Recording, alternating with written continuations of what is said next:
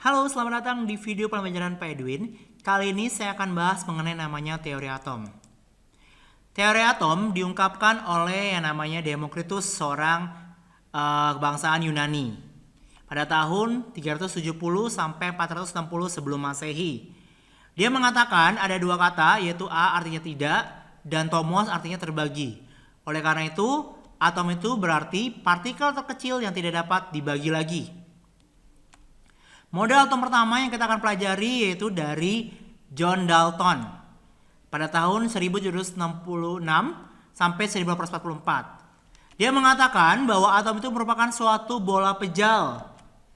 Atom tersebut tidak dapat berubah dari satu unsur ke unsur atom lainnya. Dan juga dia mengatakan bahwa atom tidak dapat diciptakan dan dimusnahkan dalam reaksi kimia. Kemudian, model atom yang kedua yaitu dari J.J. Thomson. Nah, J.J. Thomson mengatakan bahwa atom itu bukan sebuah bola pejal saja, tapi suatu bola yang bermuatan positif dan sekelilingnya penuh elektron yang bermuatan negatif. Hal itu dapat kita lihat dari gambar seperti ini. Ya, atau kita kenal juga biasanya Thomson itu dengan model reaksi kismis atau dengan gambar seperti ini. Nah, atau biar lebih gampangnya, biasanya kita akan melihat seperti kayak buah semangka. Ya, ada biji-bijinya seperti elektron ibaratnya yang menyebar secara merata. Nah, di J.J. Thomson sendiri pun nanti kita juga mengenal yang namanya percobaan sinar katoda, di mana dia terdiri dari plat positif dan plat negatif. Nah, kalau kita lihat sinar katoda itu menuju plat negatif, sehingga plat negatif ini akan yang disebut dengan yang namanya elektron. Kemudian model atom berikutnya adalah dari Ernest Rutherford pada tahun 1911. Dia mengatakan dalam percobaannya yaitu penembakan lempeng tipis emas dari sinar alfa atau yang dikenal dengan inti helium. Nah, dia mengatakan lagi bahwa atom itu merupakan sebuah bola yang terdiri dari inti yakni proton dan neutron juga dikelilingi oleh elektron. Terlihat seperti gambar ini. Nah, kalau kita lihat bahwa ada proton dan neutron yang terdapat pada inti atom. Ya, sedangkan elektron berada di luar dari inti atom. Nah, saya akan coba jelasin mengenai penembakan lempeng tipis emas. Nah, kalau kita lihat di sini ya.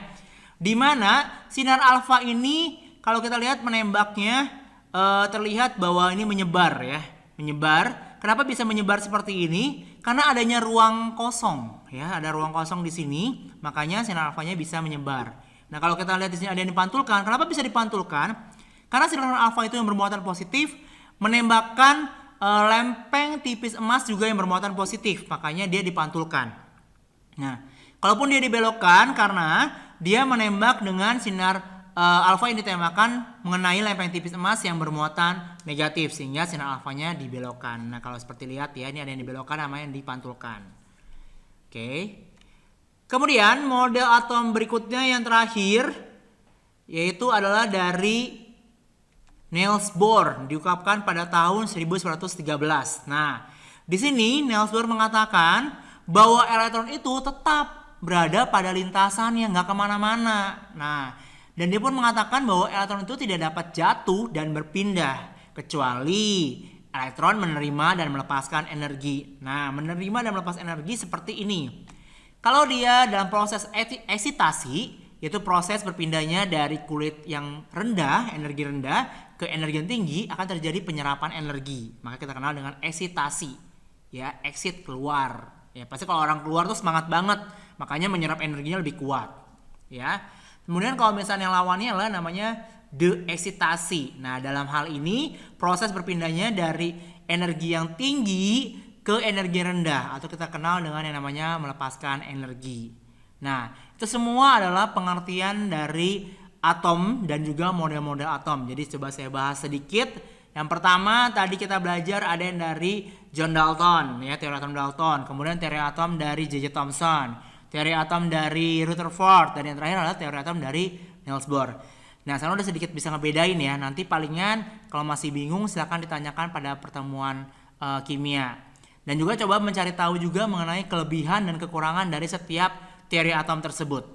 Ya, oke, saya rasa itu saja yang mau saya sampaikan mengenai teori atom. Semoga video ini bermanfaat buat siapapun yang menonton itu. Dan harapannya kalian semakin belajar mengenai kimia itu seperti apa. Terima kasih.